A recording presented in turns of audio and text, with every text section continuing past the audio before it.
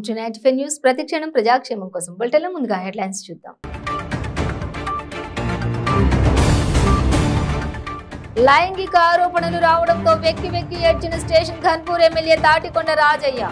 మహిళను అడ్డు పెట్టుకుని తనపై బురద జల్లుతున్నారని ఆగ్రహం.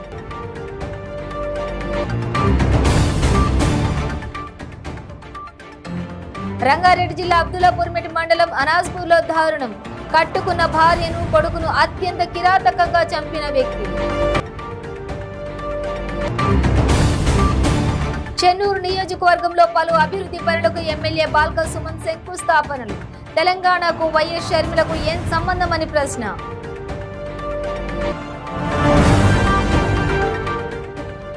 నరసరావుపేట ఎమ్మెల్యే గోపిరెడ్డి శ్రీనివాసరెడ్డికి టీడీపీ ఎమ్మెల్యే బాలకృష్ణ వార్నింగ్. మరోసారి ఇటువంటి ఘటన జరిగితే చూస్తూ ఊరుకోమని హెచ్చరిక. ఇక డీటెయిల్స్ చూసే లైంగిక ఆరోపణల విషయంలో ఇటీవల వార్తల్లోకి ఎక్కిన station Ghanpur MLA BRS senior నేత తాటికొండ రాజయ్య ఓ వేడుకలో భావోద్వేగానికి లోనయ్యారు. కరుణాపురంలో జరిగిన ఓ చర్చ్ ఫాదర్ పుట్టినరోజు వేడుకలకు ఎమ్మెల్యే హాజరయ్యారు. ఈ సందర్భంగా కేక్ కట్ చేసేటప్పుడు ఎమ్మెల్యే భావోద్వేగానికి లోనయ్యారు.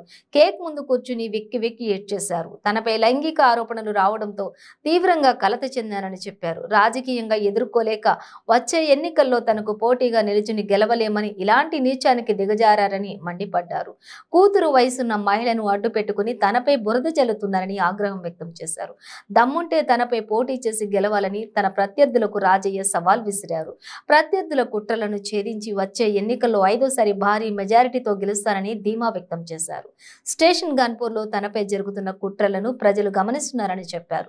తన ప్రత్యర్థులు చేస్తున్న కుట్రలకు దిగజారుడు రాజకీయాలను గమనించే వచ్చే ఎన్నికల్లో వారికి బుద్ధి చెప్పాలని ఎమ్మెల్యే రాజయ్య నియోజకవర్గ ప్రజలకు పిలుపునిచ్చారు.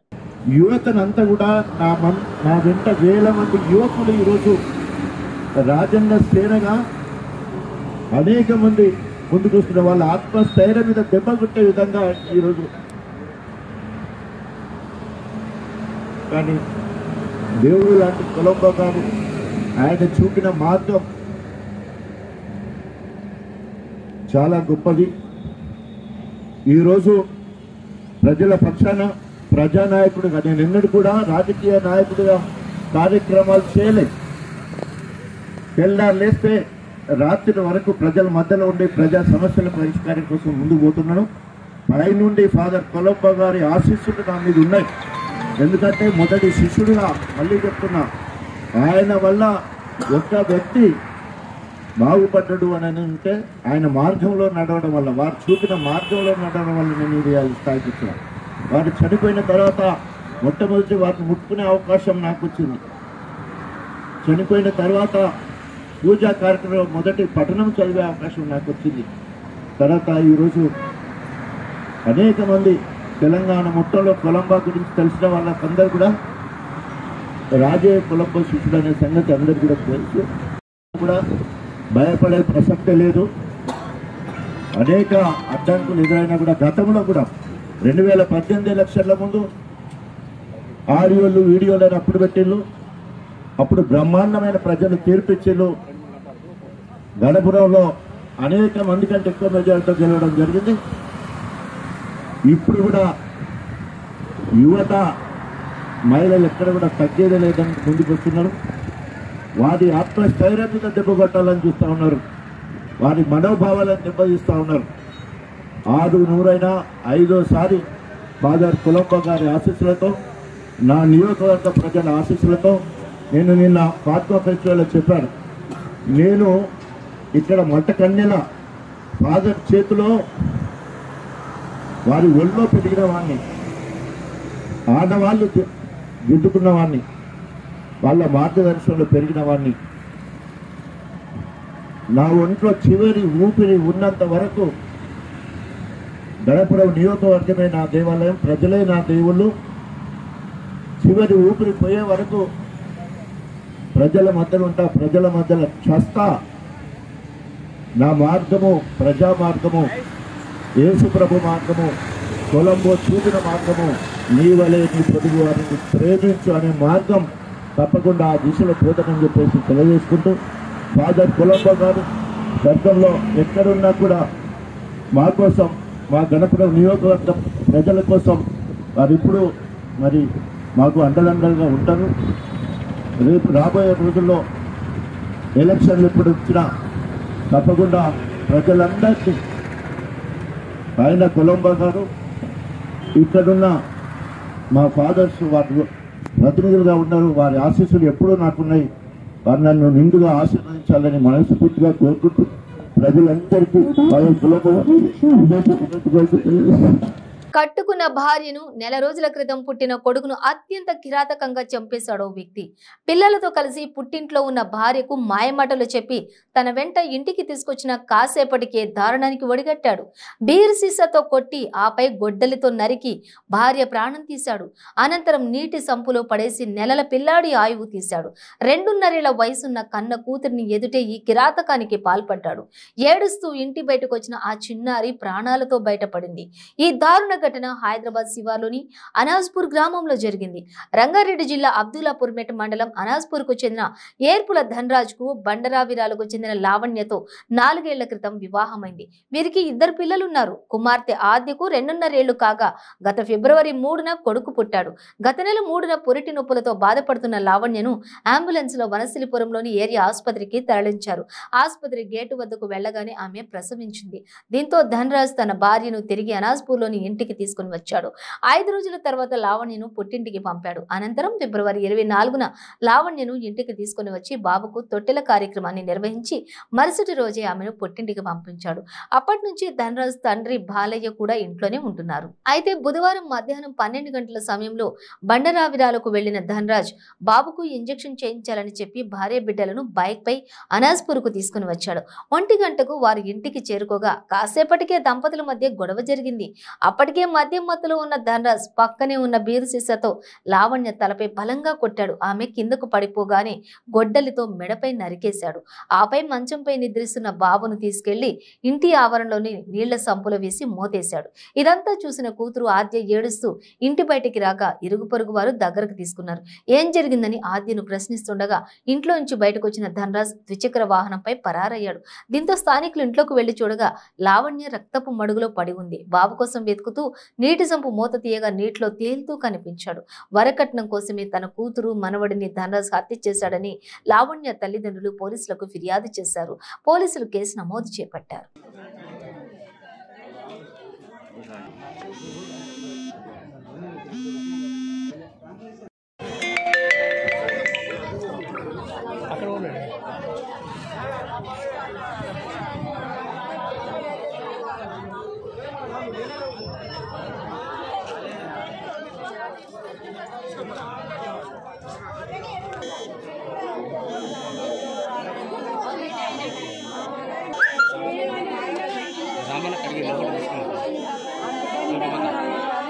చెన్నూరు నియోజకవర్గంలోని జైపూర్ మండలం ఇందారం గ్రామంలో 4.60 కోట్ల నిధులతో పలు అభివృద్ధి పనులతో పాటు గ్రామ సుందరీకరణ పనులకు రాష్ట్ర వైద్యారోగ్య శాఖ మంత్రి హరీష్ రావు, అటవీ పర్యావరణ శాఖ మంత్రి ఇంద్రకరణ్ రెడ్డి, ప్రభుత్వ విప్ ఎమ్మెల్యే బాల్కా సుమన్ శంకుస్థాపన చేశారు.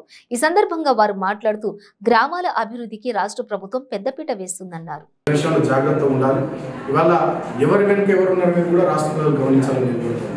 కాళేశ్వరం ప్రాజెక్టును వ్యతిరేకిస్తూ ఒక ఆమె ఢిల్లీలో దీక్ష అంటుంది. అసలు ఆమెకు తెలంగాణకి సంబంధం ఇప్పుడే నాకు అర్థం కాదు. వాళ్ళ నాన్న హయాంలో పాలమూరు నోట్లో మట్టి కొట్టి పోతిరెడ్డిపాడు ఎత్తులు పెంచి శ్రీశైలం నుంచి నీళ్ళు ఎత్తుకపోయిన వాళ్ళు తెలంగాణకు నీళ్ళ గురించి, తెలంగాణలో కాళేశ్వరం గురించి వాళ్ళు మాట్లాడుతున్నారు. ఆనాడు గోదావరి నది మీద ప్రాజెక్టులు కట్టకుండా గోదావరి నీళ్లు పోలవరం ద్వారా ఆంధ్రాకి తీసుకుపోయే ప్రయత్నం చేసింది వాళ్ళ నాన్న.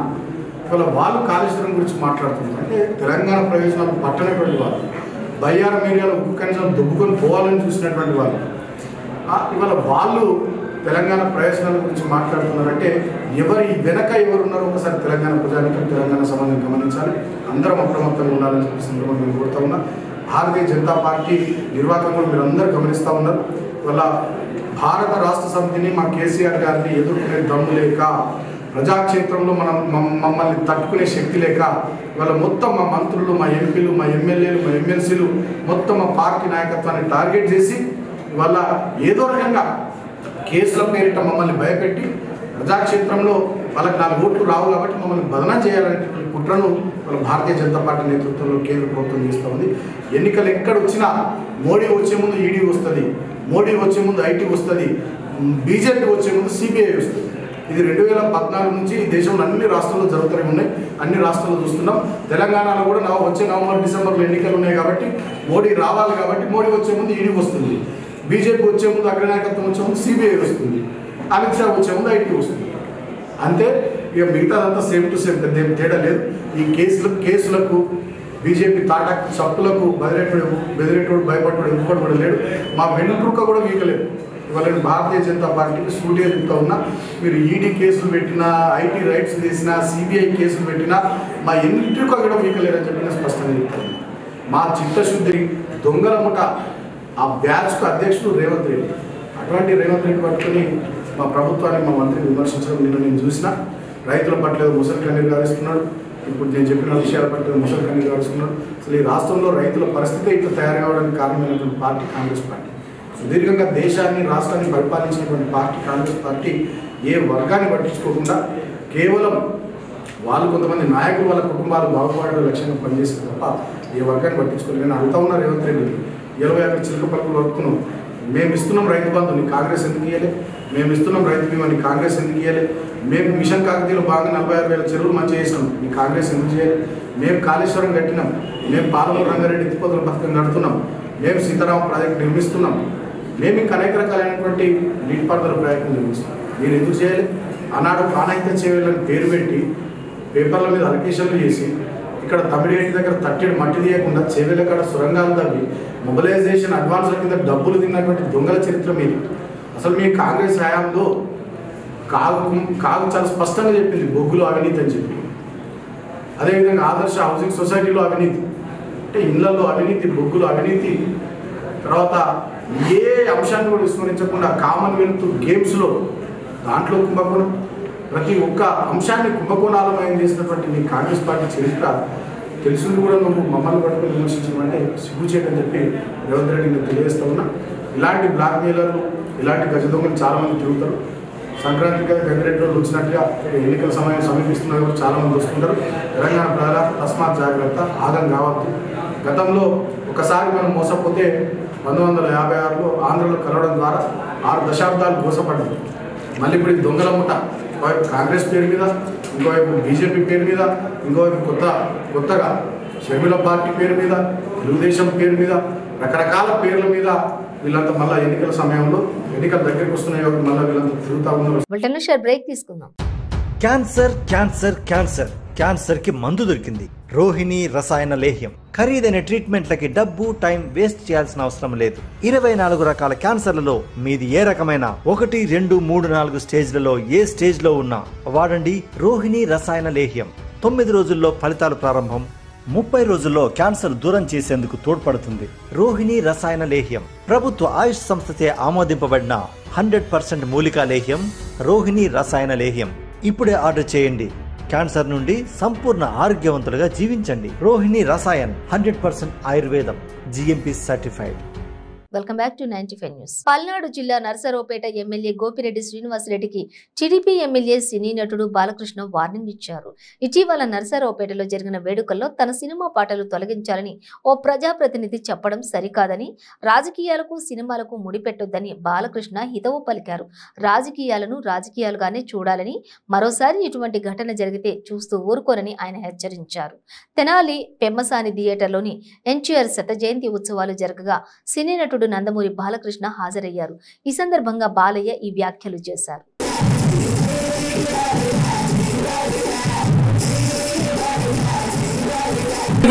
ఒక చిన్న ఇన్సిడెంట్ జరిగింది. అదే దగ్గర నరసింహపేట అనుకుంటా, ఏదో మా పాట వేస్తుంటే ఆయన పెద్ద ప్రొఫెషనే, పేర్లు తీయను. ఎందుకంటే పేరు ఎస్ తీయదగ్గ మనిషి, స్థాయి దిగదార్చుకున్నాడు, పేరు తీయను. బాలకృష్ణ పాట ఆల కార్యకర్తకే బాలకృష్ణ పాట వేస్తారండి అన్నాడు. ఇక అంతకంటే ఇక మూర్ఖుడు ఎవరు ఉంటారా? యథా రాజా తథా ప్రజా. ఏం చేస్తాం? జాగ్రత్త, హెచ్చరిస్తున్నాం. మీ పరిధిలో మీరు ఉండండి. ఏది మేము అనుకోవట్లే సినిమా అందరు చూస్తారని, భాష కానీ ఏదైనా అన్ని పార్టీల వాళ్ళు అన్ని సినిమా కులాల వాళ్ళు అందరూ చూస్తున్నారని నా సినిమాలు కాదు, మా అందరూ సినిమా బాగుంటే చూస్తారా? సినిమా బాగుంటే ఎందుకు చూస్తారు మీరు? సో ఎవరో జరిగింది, జాగ్రత్తను హెచ్చరిస్తున్నాను. ఏంటి ఫ్యాన్స్, ఎమ్మెల్యే ఇంకా ఒక చిటికేస్తే చాలు, జాగ్రత్తగా ఉండు. పెద్ద చదివి ప్రజాసేవ చేస్తున్నాను, చేసుకో. ఒకసారి నేను మూడో కన్ను తెరిచాను, జాగ్రత్త. అంటే మాట్లాడు జరిగిన దానికి ఓకే, పొలిటీషియన్గా రెండా మీదకి వస్తా రెడీ.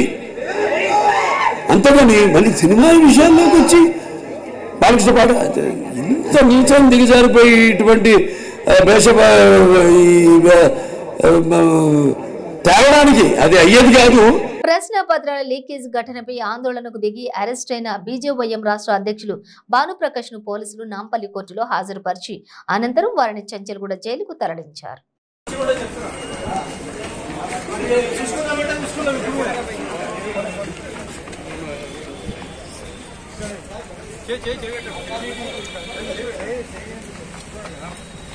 కదిలిందిరా విజయవయం, కదిలిందిరా విజయవయం. పోలీసులు విజయవయం.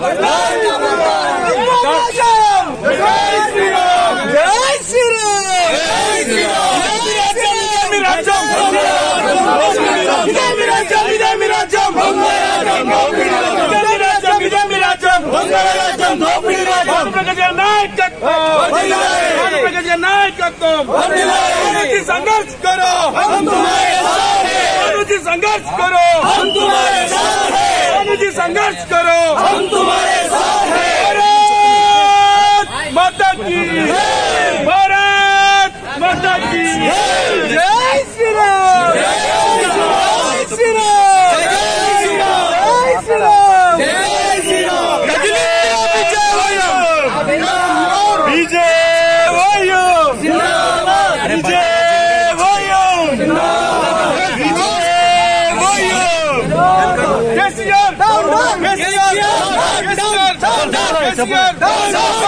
संघर्ष करो, हम तुम्हारे साथ हैं। अनुजी संघर्ष करो, हम तुम्हारे साथ हैं। अनुजी संघर्ष करो, हम तुम्हारे साथ हैं। వికారాబాద్ జిల్లా పరిగి నియోజకవర్గ పరిధిలోని బహుజన్ సమాజ్ పార్టీ కార్యాలయంలో ఆర్ఎస్ ప్రవీణ్ కుమార్ విలేకరుల సమావేశం ఏర్పాటు చేయడం జరిగింది. ఆర్ఎస్ ప్రవీణ్ కుమార్ మాట్లాడుతూ 48 గంటల్లో టీఎస్పీఎస్సీ రద్దు చేయకపోతే అమర నిరాహార దీక్ష చేస్తానన్నారు. Telangana state public service commission పై తెలంగాణ ప్రజలకు విశ్వాసం పోయిందని, ఈ రాష్ట్రంలో సరిగా ఎగ్జామినేషన్ జరగడం లేదని అన్నారు. అన్ని ఎగ్జామినేషన్స్ మళ్లీ తిరిగి పెట్టాలని డిమాండ్ చేశారు. ఎగ్జామినేషన్స్ రద్దు చేసి మళ్లీ పెట్టకపోతే తెలంగాణ రాజధాని హైదరాబాద్ నడిబొడ్డున అమరణ నిరాహార దీక్ష చేస్తారన్నారు. నీళ్లు నిధులు నియామకాలను చెప్పి తెలంగాణ బిడ్డలను మోసం చేసిన రాష్ట్ర ప్రభుత్వాన్ని నమ్మొద్దని అన్నారు. ఈ కార్యక్రమంలో బహుజన్ సమాజ్ పార్టీ పరిగి నియోజకవర్గ ఇన్ఛార్జ్ జి రాజేష్ ఆనంద్ తదితరులు పాల్గొన్నారు.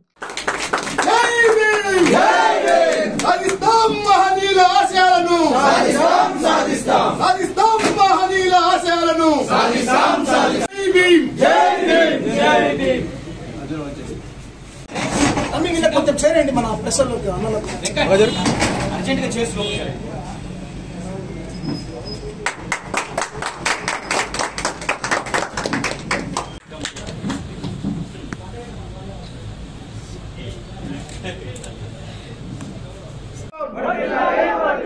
జై భీమ్, జై భీమ్. సాధిస్తాం మహనీయుల ఆశయాలను, సాధిస్తాం మహనీయుల ఆశయాలను, సాధిస్తాం. నెల్లూరు జిల్లా సూళ్లూరుపేట తడా పట్టణాలలో దొంగలు హల్చల్ చేశారు.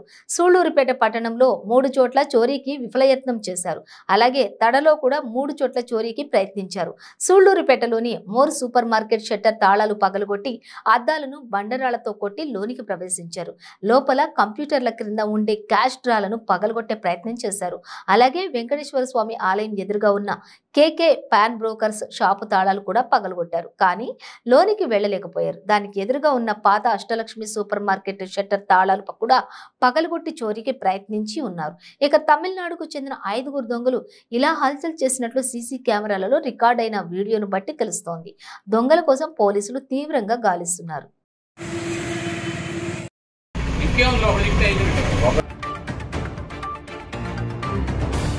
అంతర్జాతీయ మహిళా దినోత్సవాన్ని పురస్కరించుకుని సిఐటియు శ్రామిక మహిళా ఐద్వా ఎస్ఎఫ్ఐ సంఘాల ఆధ్వర్యంలో కాకినాడ సుందరయ్య భవన్ వీధిలో అంతర్జాతీయ మహిళా దినోత్సవ సభ నిర్వహించారు.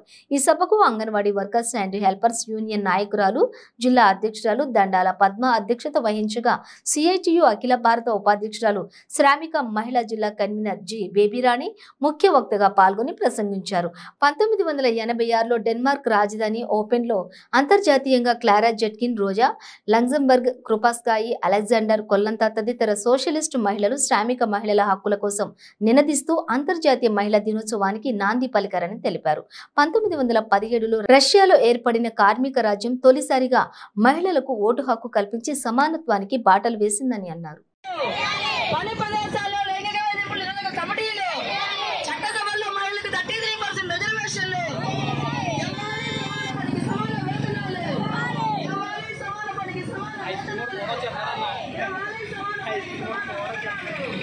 మహిళా దినోత్సవం జరుగుతుంది.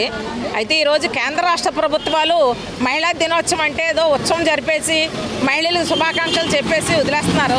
అది కాదు చెప్పేది. వీళ్ళ శ్రామిక మహిళలు ఎవరైతే శ్రమ చేసే మహిళలు ఉన్నారో వీళ్ళెవరికీ కూడా కనీస వేతనాలు అమలు చేయట్లేదు. అటు ప్రభుత్వ రంగ సంస్థల్లో పనిచేసే స్కీమ్ వర్కర్లకి కనీస వేతనాలు లేవు. అలాగే బయట పరిశ్రమల్లో పనిచేసే మహిళలు కూడా కనీస వేతనాలు అమలు జరగట్లేదు. అలాగే ఉద్యోగ భద్రత అనేది లేకుండా పోయింది. సేఫ్టీ సౌకర్యాలు లేవు. పిఎఫ్, పిఎస్ఐ బోనస్ వంటి సౌకర్యాలు కూడా కల్పించినటువంటి పరిస్థితి.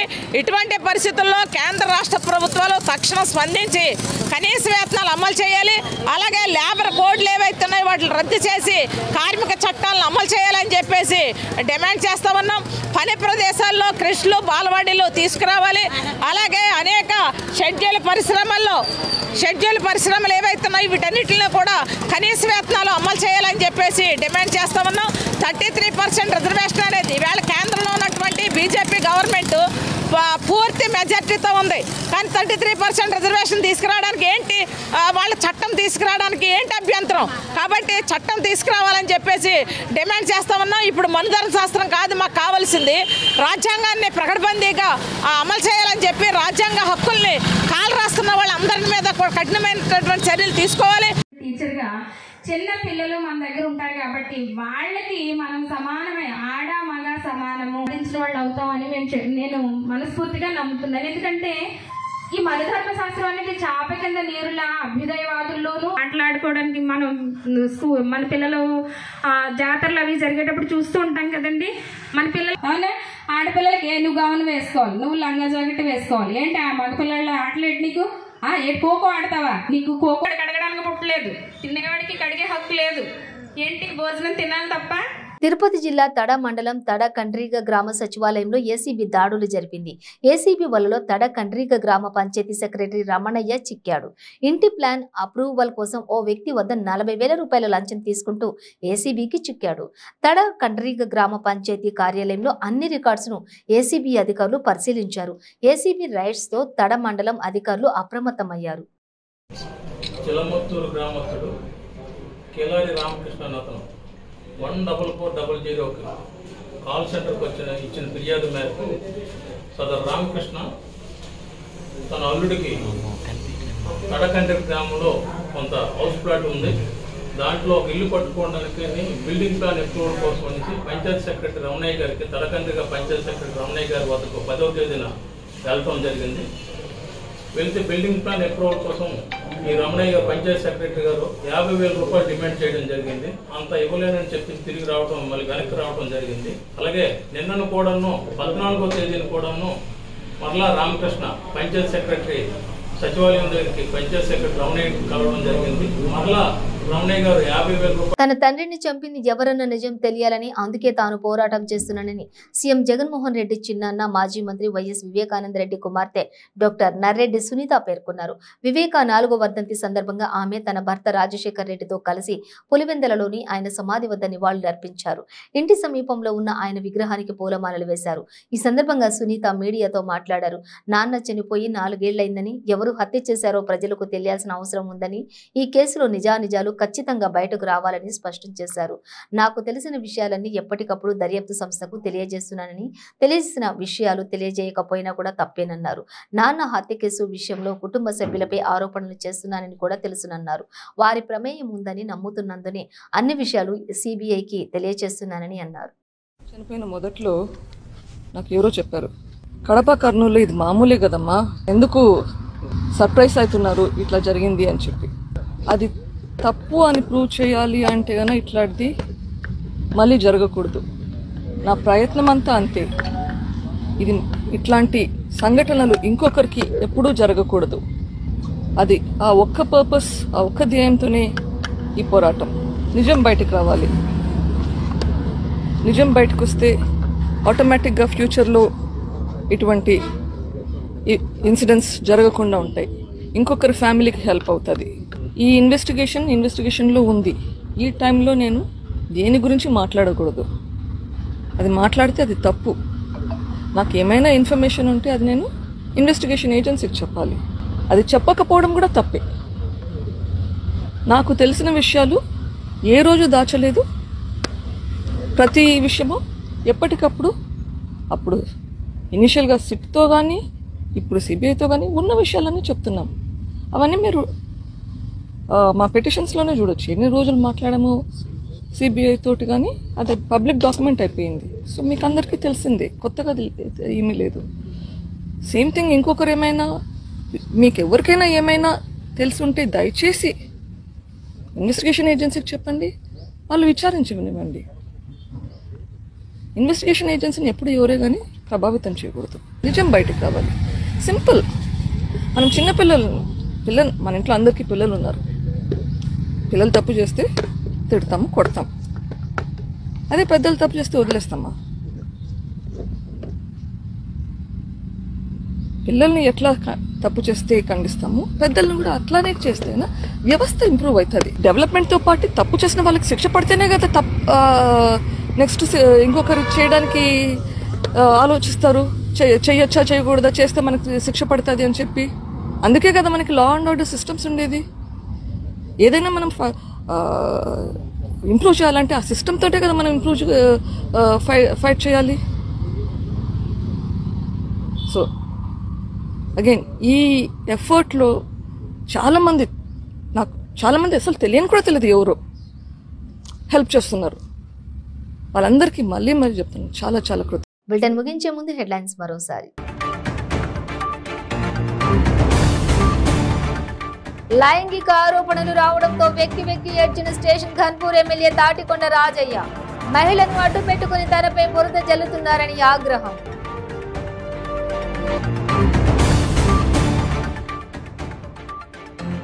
రంగారెడ్డి జిల్లా అబ్దుల్లాపూర్మెట్ మండలం అనాజ్పూర్లో దారుణం. కట్టుకున్న భార్యను, కొడుకును అత్యంత కిరాతకంగా చంపిన వ్యక్తి. చెన్నూరు నియోజకవర్గంలో పలు అభివృద్ధి పనులకు ఎమ్మెల్యే బాల్క సుమన్ శంకుస్థాపనలు. తెలంగాణకు వైఎస్ షర్మిలకు ఏం సంబంధమని ప్రశ్న.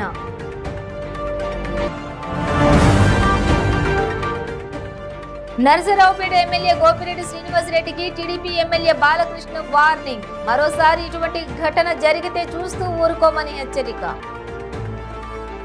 ఇవి బులెటిన్ డీటెయిల్స్. చూస్తూనే ఉండండి 95 న్యూస్.